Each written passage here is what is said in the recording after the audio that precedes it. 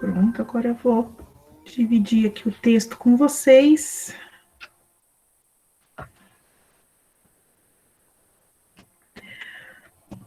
Pessoal, de acordo aqui com as minhas anotações, a gente, na aula passada, nós falamos sobre a política do filho único, certo? Certo? E Isso aí, mesmo. né, aí a gente falou dos problemas, falamos lá da questão, né, do desequilíbrio entre homens e mulheres na sociedade hoje por conta, né, da ideia de optar, né, das famílias optarem por ter filhos homens em relação aí às filhas mulheres. E acho que a gente ia começar a falar do momento em que essa política começou a ruir e começou a ser modificada, não é isso? Ou a gente já chegou a falar né, do fim da política? Não, eu O acho que que que você não. falou no primeiro tópico, professor? A gente. Que a gente falou, né, de como era a lei, como era a política do filho único, que a gente falou dos problemas que essa política gerou, né?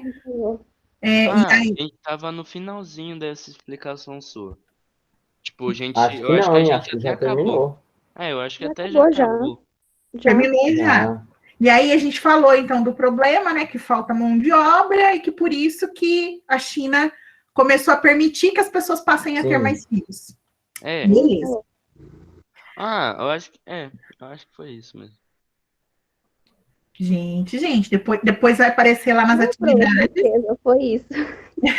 Então, tá bom. Então, vamos seguir aqui. Então, se a gente já falou, já explicou a questão da política do filho único, agora, com a participação dos meus cachorros, a gente vai falar da distribuição desigual da população pelo território chinês. E aqui, pessoal, a gente, de novo, começa a revisitar alguns... A gente começa a revisitar alguns conceitos de demografia, né, de estudos da população.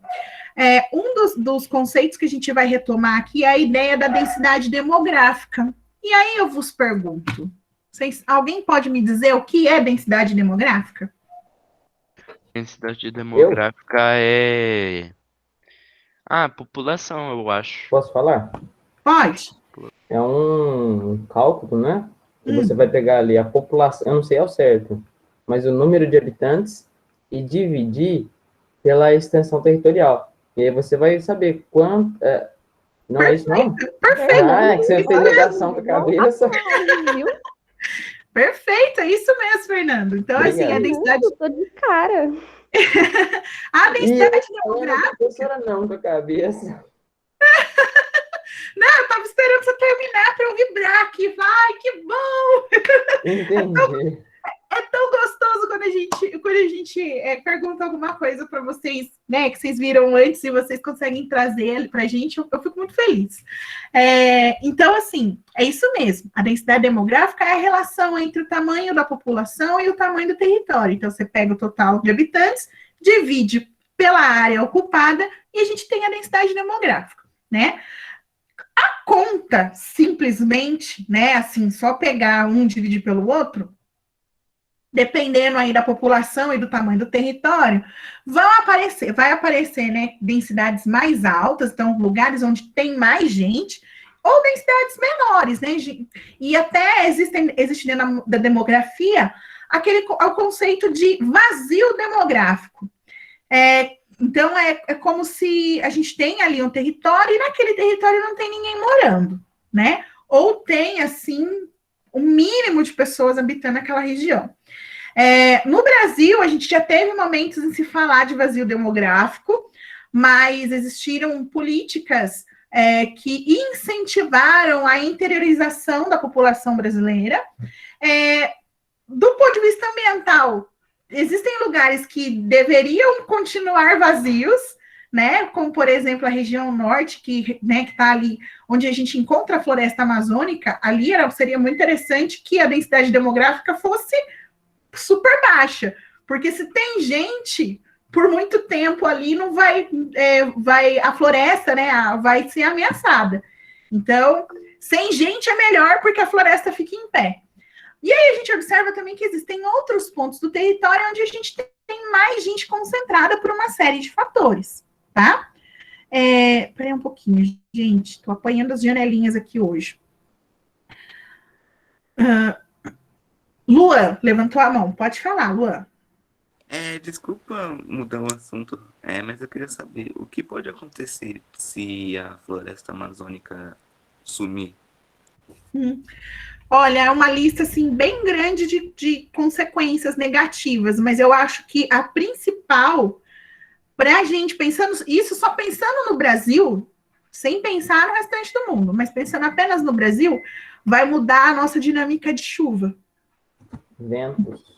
Então, por exemplo, a nossa região aqui, região sudeste, todo o volume de chuva que a gente tem aqui, boa parte dessa chuva ela se forma através do que é chamado de rios aéreos, da umidade que vem da região norte para cá, né, com a circulação atmosférica, e aí, obviamente, chegando aqui, tem outros componentes atmosféricos que ajudam a formação da chuva. Se não tem floresta, não vai ter essa umidade. Se não tem umidade, não tem chuva. Então, o problema mais sério, se a gente não se preocupar em manter a Amazônia em pé, é essa alteração brusca no regime de chuvas dentro do nosso país. Fernando, você queria falar? Pode falar. Sim, não só o regime de chuva no Brasil, como no mundo todo. Sim. Né? Então, assim, a minha resposta foi um pouco individualista, pensando só na gente aqui, esse é o problema que a gente vai encontrar. Falou para simplificar. Só que quando você pensa, né, porque é uma floresta gigantesca e que interfere, né, em outros sistemas maiores, a partir do momento que ela deixa de existir, a ausência dela vai ser sentida em outras dinâmicas atmosféricas também. Então, assim, parece que não, mas a gente depende muito dela e depende dela em pé, tá? Então, a gente precisaria ter um pouco mais de cuidado com ela. Mas, voltando. Aqui. Então, a gente vai observar agora, né, justamente essa perspectiva. Vamos começar olhando esse mapa aqui, né, da China, que mostra para a gente a distribuição da população, né, a densidade demográfica. Também é meio natural, acho que do nosso raciocínio matemático, sei lá, por que a gente pensa isso, mas a gente tende a fazer uma ligação do sentido de que quanto maior for a população, a gente já associa que o território também vai ser grande para poder acomodar todo mundo, né? Mas na prática, não é exatamente isso que acontece. Apesar de a gente também, né, observar essas populações grandes em territórios que não são pequenos. A China não é um país pequeno, a Índia não é um país pequeno. Só que na nossa cabeça a gente acha que vai estar distribuído igualmente no território. E não é isso que acontece, né? Por uma série de fatores, por questões naturais, por disponibilidade de serviços de trabalho, né? Então, de oportunidade de trabalho. Tudo isso influi na localização das pessoas sobre o território. E quando a gente olha essa densidade demográfica na China, a gente percebe o quê? Que a maior parte das pessoas, o grosso mesmo da população, está concentrada na faixa mais a leste do país, né? Nas proximidades, se a gente observar, né, a linha aqui próximo ao litoral, praticamente todo o litoral está tomado, né, pela população chinesa. E as áreas, né, mais a leste de maneira como um todo. Então, essa mancha, né, a grande concentração da população chinesa está aqui. E a gente vai entender, né, quando a gente começar a falar um pouco das desigualdades regionais, a gente vai entender por que isso aconteceu.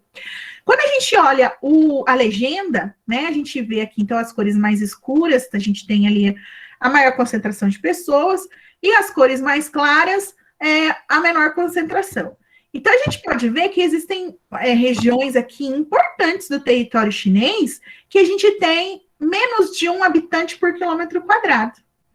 Então, essa vasta região aqui, mais que pega a parte central mais para o oeste, essa parte mais ao norte, aqui a gente também tem uma mancha, né, mais no nordeste aqui. Então, tem uma área importante que a gente considera aí quase que como um vazio demográfico. E aí a gente... Oi? E como que funciona? Porque isso é um problema por um lado e uma vantagem por outro. É uma vantagem porque se ali tem uma... vamos supor ali ao norte é uma mata nativa, né? Uma mata protegida. Então, só um momentinho. Deixa eu terminar o meu contexto. Ali é uma mata protegida, então é benéfico ter menos de um habitante por quilômetro quadrado. Só que isso se enquadra por tudo. Nesse quesito aí, é uma cadeia de montanha, é algo que não dá para se viver da mesma forma que dá para se viver lá no centro? Ou isso é só uma questão de distribuição? Fernando, você já andou estudando China por conta, hein? Vamos lá. Sim, existem pontos aqui que são características naturais que contribuem para a distribuição da população acontecer dessa forma na China. Essas áreas que eu mostrei, né, essas áreas mais claras, elas têm uma combinação de deserto e regiões montanhosas, então com altitudes superiores a 3.000 metros. Quando a gente estava falando dos aspectos naturais da Europa, a gente viu que os pontos mais altos geralmente são aqueles onde existe baixa fixação humana, né? Porque tem uma combinação ali de temperaturas mais baixas, o terreno que não facilita, né, a fixação humana, então é mais difícil construir uma casa em cima de uma montanha, né, do que num terreno plano.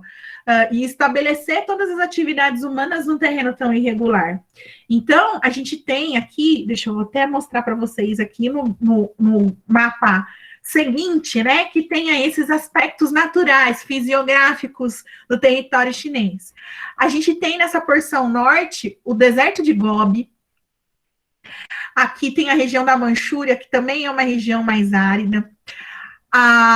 Mais a oeste aqui, a gente tem o outro deserto chinês, que é o deserto de Taklamanca. E nessa porção aqui mais ao sul, a gente tem o Planalto do Tibete e o Himalaia. Então, essa região aqui é extremamente alta, território muito acidentado. Então, a gente tem um misto de desertos e de montanhas, né? De terrenos acidentados, terrenos muito altos, que prejudicam a fixação humana, que dificultam, não é que prejudicam, né? Porque ainda bem que existem essas características naturais ali, isso é muito importante. Mas para as pessoas viverem ali, isso são características que acabam dificultando a presença do homem nessas regiões.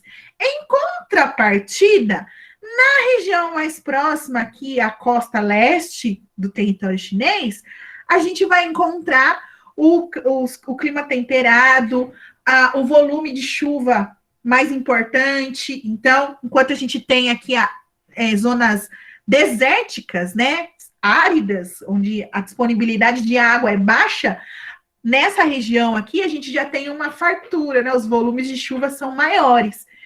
Para nossa existência, a gente precisa de água, então as pessoas vão para onde tem água garantida, né? O regime de chuva ali é mais regular. Então, essas características, elas contribuem para essa distribuição da população chinesa. Então, esse é um dos pontos, tá certo? Tudo bem até aqui? Tudo bem, professor. Tranquilo, professor. Eu especulei isso e acertei, querendo ou não. Mas isso, Fernando, esse raciocínio que a gente faz é o seguinte, a gente começa porque a gente vai tendo, né, o nosso repertório a partir de estudo de outras regiões, por exemplo, como eu disse, a gente já conversou um pouco disso quando estudou Europa. Então, a gente consegue começar a estabelecer essas relações. E é isso, de verdade, ó.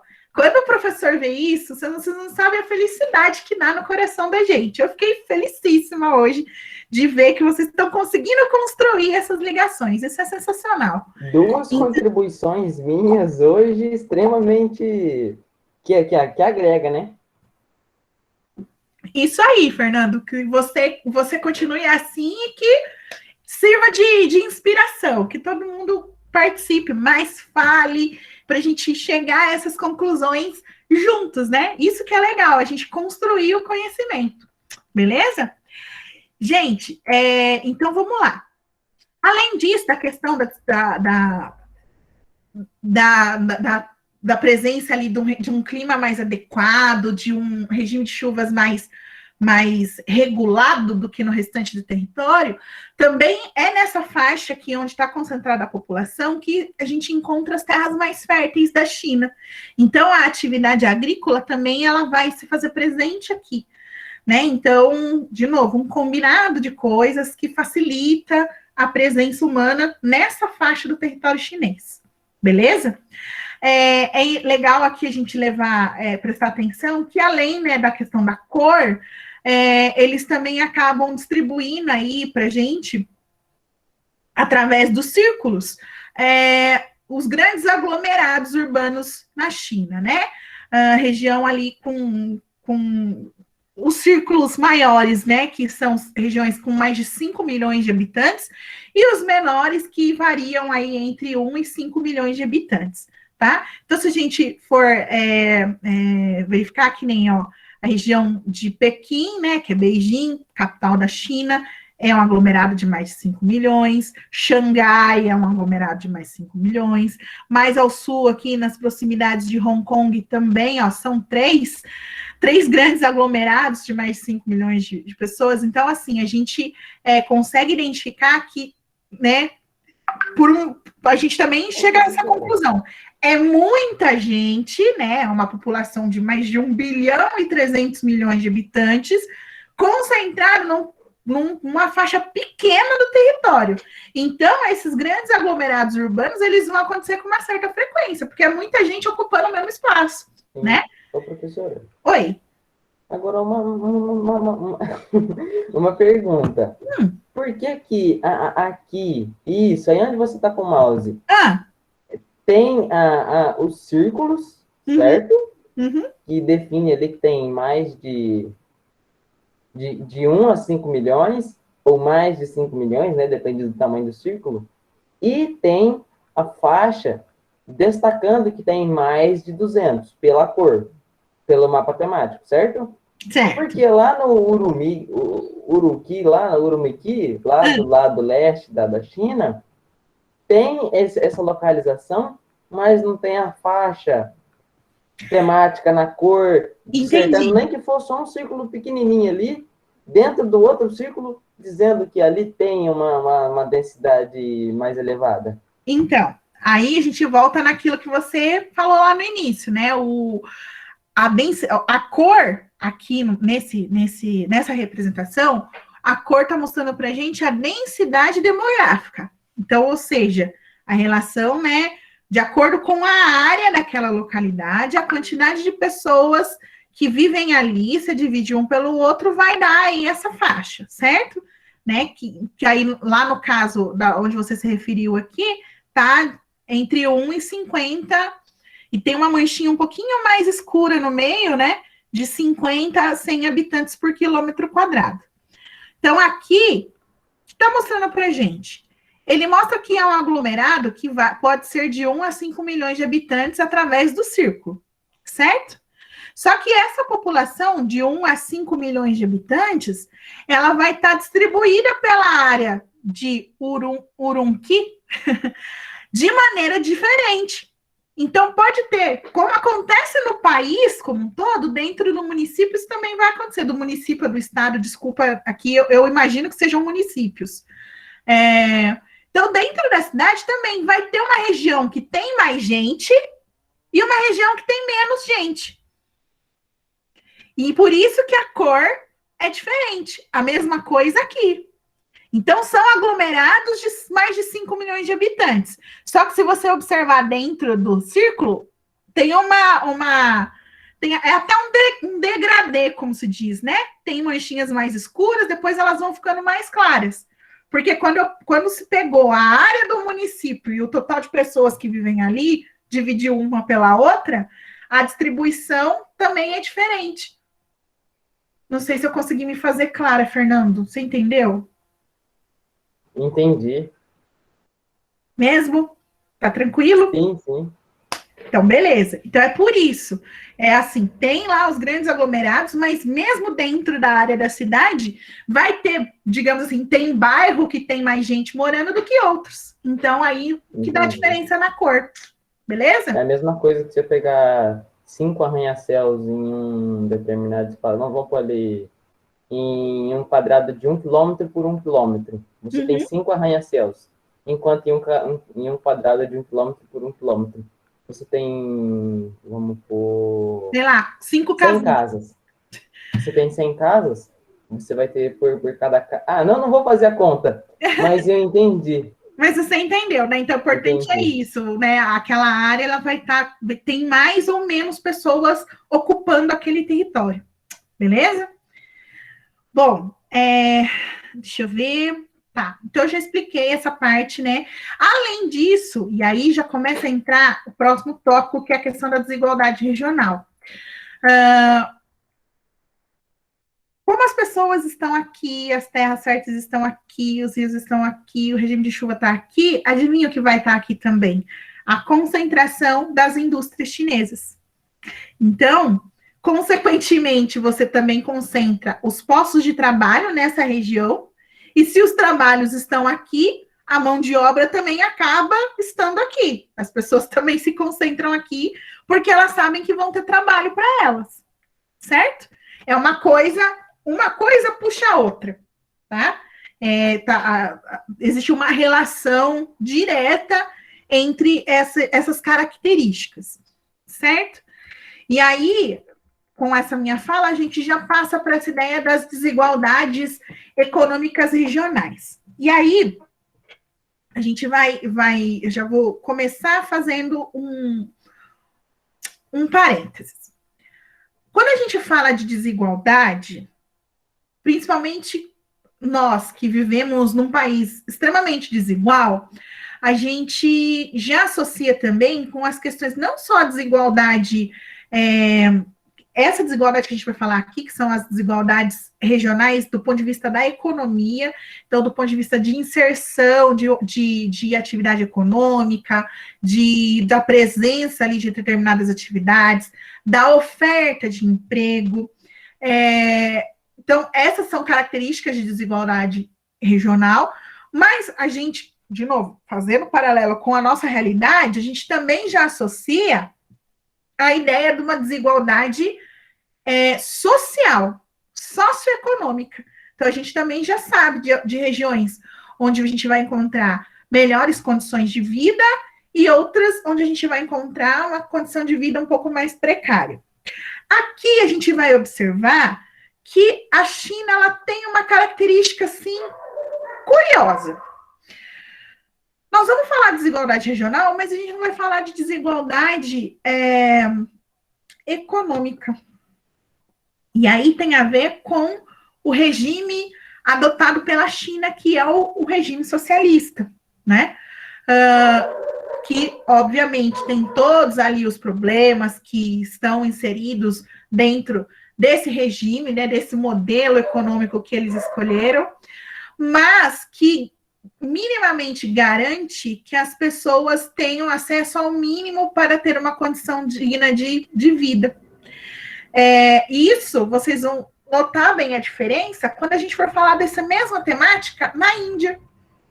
A Índia, a gente vai já associada com a desigualdade regional, a gente já vai enxergar as desigualdades socioeconômicas. E tudo isso, na verdade, tem a ver com a própria estruturação da economia do país, do modelo econômico adotado, né, no caso da Índia, é o capitalismo, e as consequências que a gente observa são consequências naturais do regime capitalista. Então, assim, eu só quero que vocês prestem atenção nas coisas que nós vamos discutir, né, no que o texto traz para a gente de informação, para que depois vocês possam, vocês mesmos, tirar suas conclusões, né, desse comparativo, porque, na verdade, não é à toa que o nosso próprio material traz esses dois países que têm, assim, tantas características em comum, para que a gente estude junto, justamente para a gente estudar já fazendo esse comparativo, tá? Bom, quando a gente fala, então, das desigualdades regionais dentro da China, a gente vai começar a notar também que foram escolhas do governo chinês, tá? Então, em 1979, que, olha só, é o mesmo ano lá que foi implementada a política do filho único, né?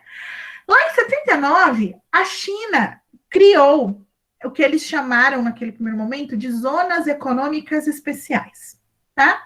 Nesse primeiro momento, ele criou 4 zonas dessas. E o que significa, né, a criação dessas zonas?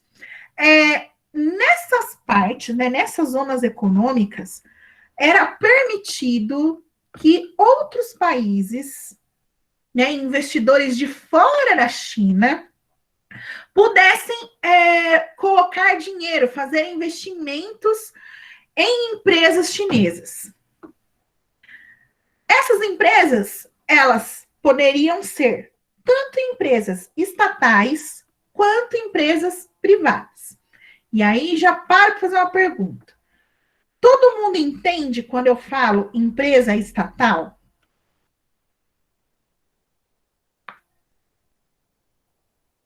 Professora, uma estatal, eu não faço ideia, estou perguntando e eu vou especular e você vai me responder se eu sei brevemente ou se eu não sei nada. Uhum. A estatal, ela tem relação com o governo? A estatal, como diz o nome, ela é uma empresa do Estado, né? Então, a gente também tem que tomar esse cuidado. O governo, principalmente pensando no nosso cenário, na China é um pouquinho diferente, mas pensando no Brasil, por exemplo,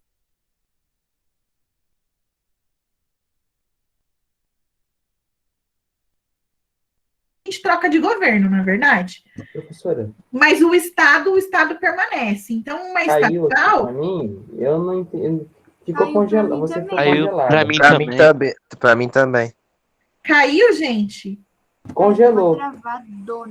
Você foi entrar no assunto e congelou. Uau, então vamos voltar. Eu descongelei? Descongelou. Então vamos voltar. Galera, é assim.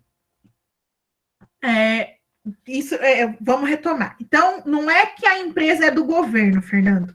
E aí, eu vou trazer para a nossa realidade aqui no Brasil, que fica mais fácil da gente entender. O governo, os governos em geral, o governo é uma coisa que é transitória. Que nem no nosso caso, a cada 4 anos a gente troca de governo, não troca? Quando a gente vai nas urnas e escolhe os nossos representantes. Pelo menos, teoricamente, a gente troca de governo, certo? Porque a gente escolhe ali novos representantes. O Estado não. O Estado é uma coisa que não muda, né? O Estado, e aí esse Estado com E maiúsculo, de Estado-nação, esse Estado, ele permanece. O Brasil não deixa de ser Brasil toda vez que troca de governo, tá? Então, as empresas, elas são propriedade do Estado. Entendi, tá? Professora. Um exemplo é a Petrobras. Exatamente. No nosso caso aqui, a nossa principal estatal é a Petrobras, que é uma empresa estratégica, porque é uma empresa de energia, é extremamente estratégico para o nosso desenvolvimento. Na China, quando a gente olha, vai para a China, justamente por conta de ser um regime socialista, deles terem ali um plano, né? Porque tudo isso que a gente observa na China hoje, dessa grandeza, desse crescimento, que é único, né? Que a gente não tem nenhum outro país no mundo que cresça como a China cresce nos últimos anos, não tem ninguém assim. Tudo isso é fruto de um plano, de um planejamento e de investimentos estratégicos que começaram lá na década de 70. Então, o que eles começaram a fazer lá nos anos 70 está dando fruto agora, né? Então, assim, a gente vai entender como que isso se construiu.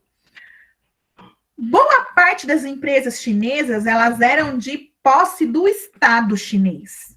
Então, o país China tinha muitas empresas estatais. E, posteriormente, começaram ali a surgir também as empresas privadas. Então, o que é a empresa privada? Eu ou um grupo de pessoas, né, são donas daquela empresa. Então, nada tem a ver com o Estado, tá?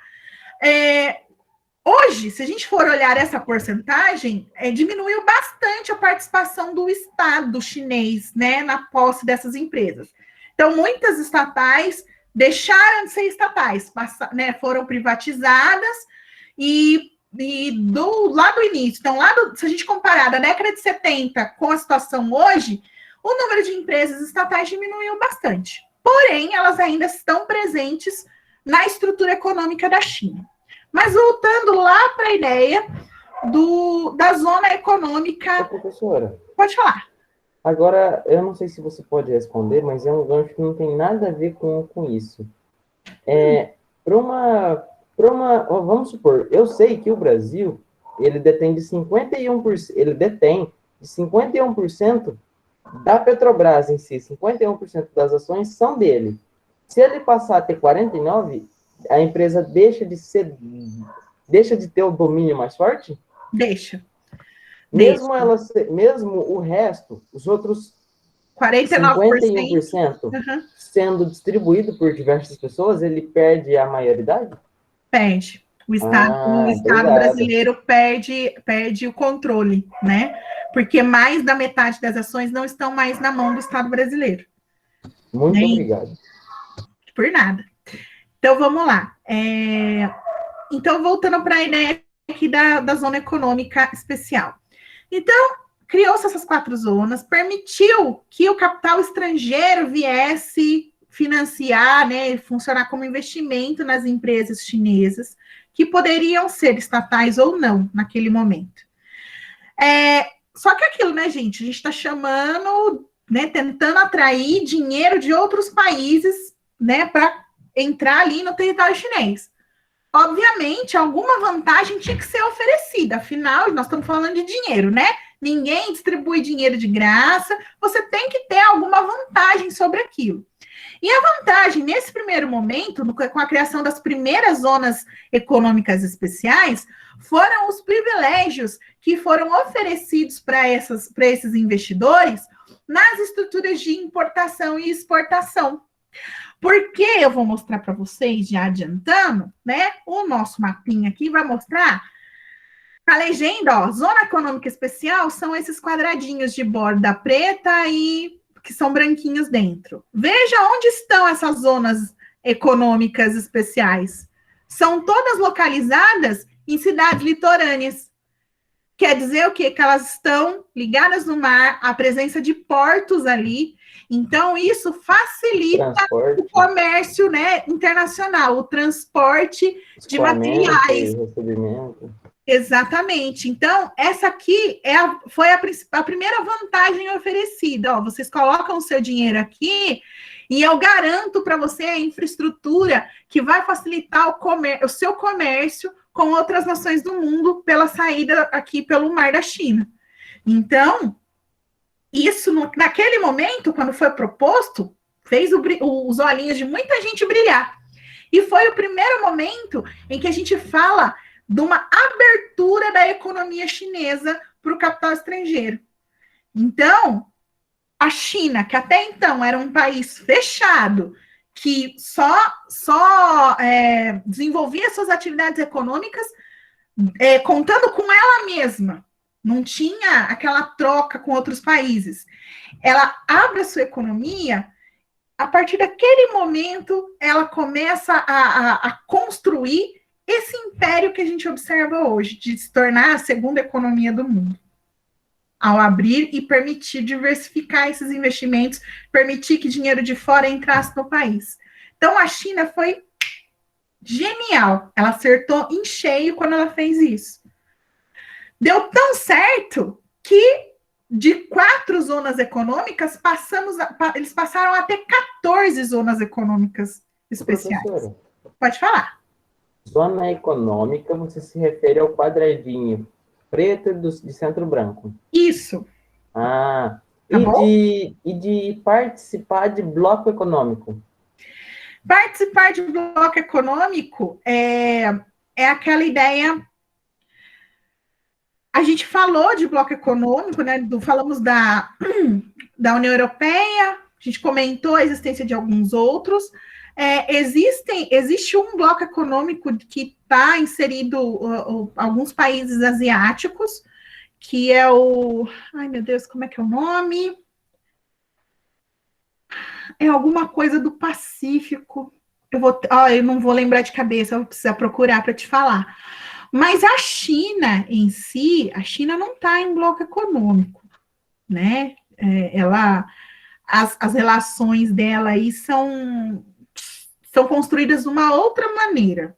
Por enquanto, ela não está associada a nenhum bloco econômico, tá? Mas existem blocos econômicos ali que envolvem países asiáticos. E, galera, já é 11h39. E o que tem? E o que tem? Que acabou? Não, ó, professora, né?